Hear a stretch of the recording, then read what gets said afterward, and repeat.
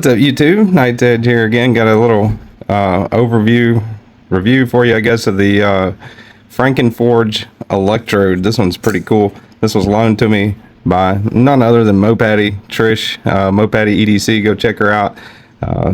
Should be linked down in the description, as will Franken Forge. So the Electrode is his first production folding knife, and I'm just reading the description on his website of it. First production folding knife, says it's been a long time coming. Started working on it back in January of 24, and he finished it up in June of 25. Yeah, did like a year and a half of prototyping. Say he went through 20 full prototypes to get to this one, and he's a younger guy and has some pretty cool aspects about it. So I'm just gonna give like my thoughts on it, go over it, and just give kind of like a basic overview of it here today. So we'll start out with, I guess, the way we always start out, do overall specs on it. Overall length, let's see here. All right, looking at the tape measure, tip of the blade to the end of the handle, and let me make sure I get to the very end of that accurately here. Yep. All right, there we go. So right at 8 inches, maybe just a hair under 8 inches, maybe 7 15/16. You call that 8 inches almost. So your cutting edge, or your blade length rather, you've got 3 and, let's see, that'd probably help if this is all the way out, huh? So your let's see, your blade length, you have got right at 3 5/8 of an inch. Cutting edge, if you go laterally, you've got 3 1/4 inches. But if you measure like this, since it is a tanto with a belly, you got 1.5 inches there, and you've got, let's see, 2 1/8 there. So 3 5/8 cutting edge, being as it is a tanto with a bit of a belly on it. So what I would call a full-size knife. And make sure these are zeroed out here. Do blade stock thickness real quick. You got sitting at 90. Is that 90? Huh? Let me make sure. 121 thousandths, thickest part of the spine is what I got there. Goes down to the edge. You got, looks like 16 thousandths on the edge. On the secondary edge, primary edge, the one that's closest to the tip, you got 23 thousandths, so a little bit thicker it looks like on that primary cutting edge, which makes sense. Kind of helps it be a little more robust. Maybe keep the tip from breaking. There's another tanto for you. That's the paramilitary 2. Here is the Spyderco pair 3 for your size comparisons there. A little bit longer on the pair 3. Put it all the way back like that. It does look a little bit bigger on camera, the pair 3, but yeah, it's a little bit longer than the pair 3, and a little bit shorter overall than the paramilitary 2. So in between the two, but closer, I would say, to the paramilitary 2. Definitely more cutting edge. That's the Demco 8020S and McNeese Dixon. So a couple of knives that are, well, the Dixon is in the same price range. 8020S goes for, what is this, 4? This is the S90V one that dropped. This one goes for, I believe, 430 or 450, I think. These Dixons, they go for 625, I think. So pretty close in price. Overall price of this Electrode is $650. We'll talk about that here in just a second. I'm gonna go ahead and get through the specs real quick. Let's see, make sure that thing's zeroed out there. Weight 3.7 ounces, so almost perfect with the ounce to inch ratio, I guess. 3.7. Let's see, let me make sure this is zeroed out here. Yeah, all right, so that's on 0, and yeah, 3.7 ounces. So pretty light, I would say, especially for a full titanium pocket knife. Pretty light. We'll do a hardware check. I think that's the last thing we got as far as specs goes. We'll get out the thing here. I'm thinking maybe T8. I don't know, it might be a little bit bigger. That's a T8 right there, but it is a little loose. Huh. T10, I'm looking at a T10. It's definitely gonna be too big. Is it a T9? That'd be weird. That's a T, where is it? Let's see if I can find it. Oh, T9. Oh, I'm hitting the camera. Let's see. T9, yeah. T9H. Yeah, huh. That's odd. Yeah, T9 right there. Fits snug in there. And this is the body screw. Looks like, no, the body screw is, body screw's got to be T8 because that T9H won't fit in it. So let's see, T8 fit in there? Is this a T8? Yeah, I got a T8. Yeah, T8. That body screw is a that's a T8 right there on the body screw. And be careful putting the Torx, the bit driver in there. I don't want to scratch it up. If it was mine, I wouldn't mind so much, but that stretches, so I don't want to mess up her knife. It's a really nice one.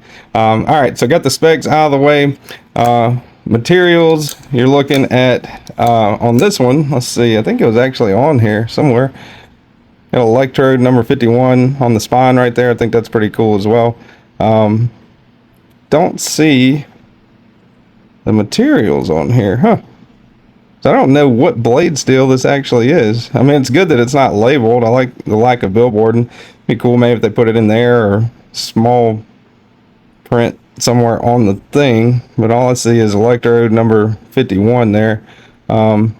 It's awesome that it does have a lack of billboarding, so can't really complain about that. Always complain a pretty good bit whenever a knife's got a lot of billboarding on it. Looking at the website, it says blade steel is either CPM S35 VN or CPM 154, which is same as RWL 34. So either CPM 154 or S35 VN, which CPM 154 is the powder metallurgy version of 154 CM. I think CPM 154 is a good steel, just like S35N, so no issues with those. I mean, it's not like a super fancy Magnamax or, like a Rex 121 or S90V or anything, but I mean, it is a pretty good steel. So this is a premium USA-made small shop knife. Definitely a lot of extra costs go into that. 650 bucks is a lot to pay for a pocket knife, but there are a lot of neat little details. You got that pivot collar right there that really pops. I think that's pretty cool. Multiple deployment methods on this thing. You can flip it just regular with the regular flipper right there. You do have to kind of, whenever you first do it, just like with all flippers, you got to kind of get used to how they open to get it perfected, but that can catch your finger if you're slow about it. But once you do it the first time or second time, you kind of know you can just light switch it real quick like that. And it's just fine. Indexing is really easy on this one. I can index it all day long with that front flipper right there. Pretty easy. And thumb flip it. Pretty easy. Blade play, no blade play at all. Up, down, left, right, no blade play. Centering on it looks pretty good to me. Yeah, I think the centering's pretty good. Maybe it looks like a little bit off, but that might just be the way I'm looking at it. It looks almost perfect. Might be perfect.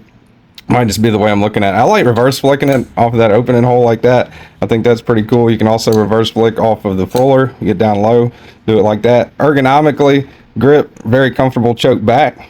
Choke all the way back. I got plenty of room. Choke back like that. Choked up. Kind of my middle finger hits right where that finger groove swoops down. If I'm choked up. Now if my middle finger's in that groove, the meat of my finger is definitely on that cutting edge. So choked all the way up, maybe a little uncomfortable for some people, but you can choke up with your finger kind of riding that groove right there. You can feel it a little bit, but it's not like the end of the world or anything. So definitely comfortable, especially choke back. When you're choked back, your thumb is a little bit on that jimping. He could have extended that jimping a little bit if he wants, if he's going for kind of traction, maximum traction or whatever. But that really doesn't bother me that much. To me, that feels solid, feels really good, locked in just like that. I love the design, the blade shape, kind of reminiscent a little bit of the Norseman, but minus the inward curve. So kind of like maybe the tipper, something like that, crossed with a few other, it's enough to where it's like pretty much its own blade shape. To me, I think it's pretty cool. Kind of a fat tanto going on. You can see how he's got a different grind here. It's a little bit thicker coming down like that. And it's not a full flat tanto, which is pretty awesome. I do like the look of the fuller going all the way down. And I think he did an exceptional job, especially for his first folder. You know, made all in-house by him, Franken Forge. I think he did pretty good. I think it's really cool how it's numbered right there, Electrode number 51. This one, Trish, of course, got the anodized purple. They do have all plain tie. If you look at it, that's the stop pin right there. So no issues at all with the stop pin. That's the stop pin when it's open. It does have a lock bar insert. So whenever you disengage it, it is right-handed only, by the way. You just saw me have a little trouble with lefty. When you disengage it and you're closing it, the stop pin hits right there. Look at it. So right there, kind of, which you would have to, I think, you know, I don't think you'll ever sharpen that. I wouldn't think, right? Because that stop pin hits right there. There's your cutting edge. That's the tool swooping down. Stop pin hitting what is basically right there. So right at the tip of my thumbnail there. So yeah, that, I don't think sharpening would have any effect on the stop pin, open or closed. So that's good. The detent on this thing is kind of weird. The detent is really strong whenever you close it. So that's disengaged. That's the detent when it's all the way open and sitting right there. Push it over, disengage it, and that's your detent ball right there. So it's not, you can shake it. If you shake it hard enough, it'll get past that. But I guess what some would call double clutch, maybe, when you shake it, you can also open it back up, and then you got to disengage the lock bar again. That detent is pretty strong right there, but not anything crazy. I mean, if I'm just pulling it out, actuating it, cutting it, or deploying it and then cutting something with it or whatever, and closing it, no issues. Because usually what I'm doing when I do that, when I go to close it, I'll push that lock bar in and with my index close that blade to where it's, you know, like this is how I would naturally close it. So that's not even an issue. But if you're, you know, kind of fidgeting with it or whatever, and you hit that detent, you might have the possibility of opening it back up whenever you're trying to shake it shut. But once you do give it that good shake and it clears that, the action going close is pretty good. It's running on bearings, I believe, almost positive it's running on bearings. Let's see, do I have a flashlight out here? I don't think I do. Huh, I knew I was forgetting something. I think it's running on bearings. I'm almost positive it's running on bearings. It feels, yeah, you can kind of, it looks like it's running on bearings in there. But I like how they did the lock bar insert. That's pretty cool. On the lock bar itself, you got those two little holes. That gives you a little bit of traction whenever you're closing it. Your thumb hits right there. You can feel it in there. Lock bar access is good. All, you know, plenty of lock bar access. No issues there. It's a really well done knife, I think. I like the little kind of micro milling in the grooves there on the handle scales. That's pretty nice. Back spacer, flush back spacer, very minimal hardware. Overall, nice small shop USA made, well done knife. So a lot of extras on this one. Whenever you kind of compare it to some of the other ones in the same price range, like the Dixon. I think these run what $625. This is $650. So you know, kind of get a little bit extra. Like the Dixon doesn't have the lock bar insert. The Dixon doesn't have, you know, the kind of pivot collar. You do have some micro milling on the plain Dixon, you know, and then if you get a frag Dixon or whatever other pattern, you know, Dixon, not trying to rag on it, Dixon's probably one of my favorite pocket knives, but you do have, so, you know, a few little extras for the same price. And I think Franken Forge's shop is might even be smaller than McNeese, so that is something to keep in mind. I think it's a pretty good price, especially when you're getting the anode, you know, on the titanium pocket clip, titanium hardware, all that. So just in comparison, and then there are others that are even more expensive than that, and I think this one is very well done. It's a really nice knife. They are periodically available on I think this was Blade HQ when it became available. I saw it on Blade HQ. So pretty solid knife, I would say. The only issue that I would have on it is that detent, you know, maybe he needs that secondary, I guess you'd call it a secondary detent. He kind of needs to maybe tone that down a little bit, you know, and after that, that's money. I mean, I have no other issues on it. Might actually consider buying one of these myself, even with that detent like that, because it's not really that big of an issue for me. And I do like fidgeting with it. I love the blade shape. So overall, really solid knife. Thanks Mopatty for loaning it to me. I really appreciate it. Y'all go check her out. And Franken Forge also will be linked in the description. Let me know what you think about it. What do you guys think? You like it? Do you not like it? Why? Let me know if you have one. And appreciate you guys watching. I'll see you guys on the next one.